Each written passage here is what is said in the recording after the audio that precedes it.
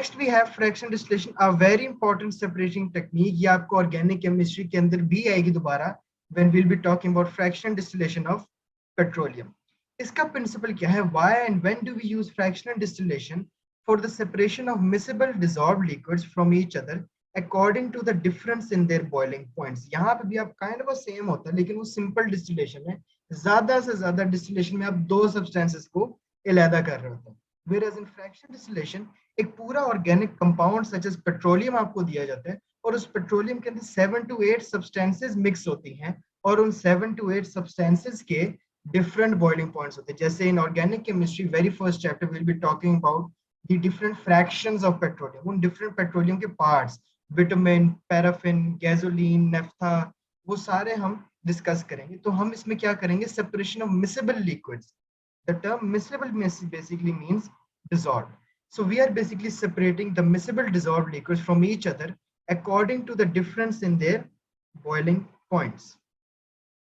Apparatus किस तरह का use करेंगे? Now first you should know the function of the fractionating column. It is packed with glass beads which increases its surface area. आपने क्या किया है? You have a round bottom flask. Again आप यहाँ पे heat provide कर रहे हैं। यहाँ आपके पास fractionating column है packed with glass beads. वो ग्लास बीड्स क्या करते हैं? They provide a large surface area. Then again आपके पास एक कंडेंसर है, क्योंकि यू नो कि पहले आपके पास बॉइलिंग होनी है, फिर आपके पास कंडेंसेशन भी होनी है। बॉइलिंग में क्या होगा? Again liquid to gas. Condensation में क्या होगा? Gas to liquid. Allow the vapours of the liquid whose boiling point has been reached to pass through. अब क्या होगा? अब लेट्स से आपके पास यहाँ पे सब्सटेंस ए है, बी है, सी है और डी है, सबके डिफरेंट बॉइलिंग पॉइंट्स है। इसका 20 है, इसका 70 है, एक का वाटर होगा वो 100 होगा, और डी का होगा 120। जैसे जैसे टेम्परेचर राइज करेगा, let's say the moment it reaches 20, क्या हो जाएगा? A would be evaporated and then condensed into liquid form. जैसे ही टेम्परेचर 70 पहुंचेगा, again B would evaporate and condensed into liquid form, separate हो जाएगी। फिर जैसे ही टेम्परेचर 100 पे पहुंचेगा, C would evaporate and condense, and same would happen to D. ये दो प्रोसेस आपके पास हो रहे होते हैं, first boiling and then you have condensation, and you are separating miscible liquid जो आपस में dissolve हो चुके हैं। तो प्रोसेस क्या है?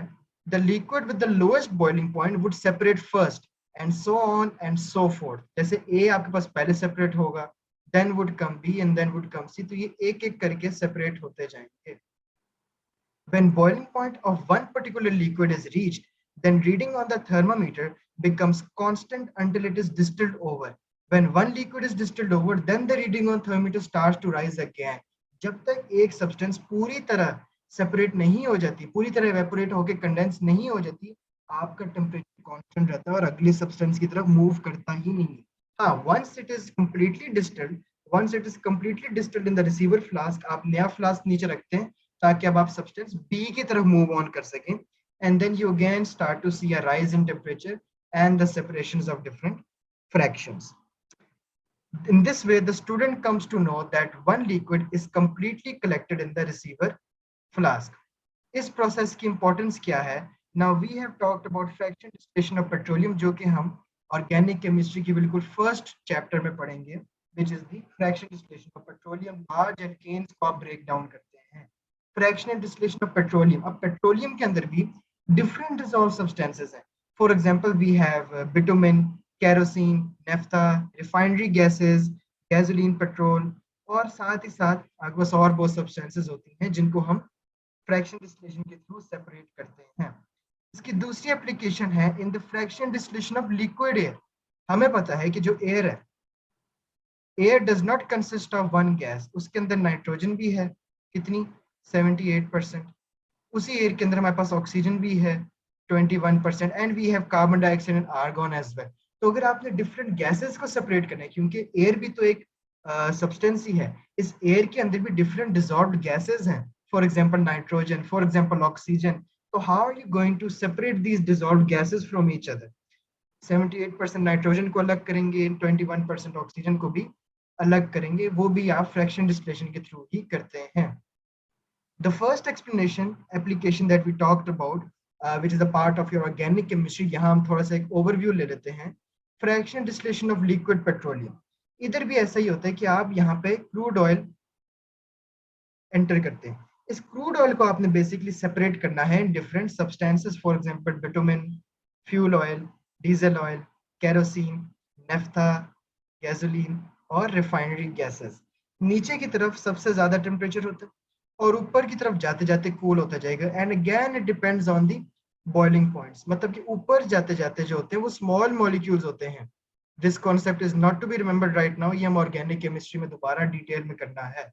तो ऊपर अगर आप देखेंगे, we have the small molecules which have low boiling point and they are very volatile, they flow easily and they also ignite very easily. Niche you have large molecules which have high boiling point, they are not very volatile, do not flow easily and do not ignite easily as well. और यहाँ पे आपके पास temperature high होता जाता है, ऊपर जाते जाते लो टेम्परेचर, नीचे जाते जाते हाई टेम्परेचर। तो ये हाई टू लो आपके पास डिफरेंट सब्सटेंसेस सेपरेट हो रहे हैं। तो जो क्रूड ऑयल था, क्रूड ऑयल आपके पास refinery gas, gasoline, naphtha, kerosene, diesel oil, fuel oil और बिटुमिन के अंदर डिफरेंट फ्रैक्शंस के अंदर सेपरेट हो गया है।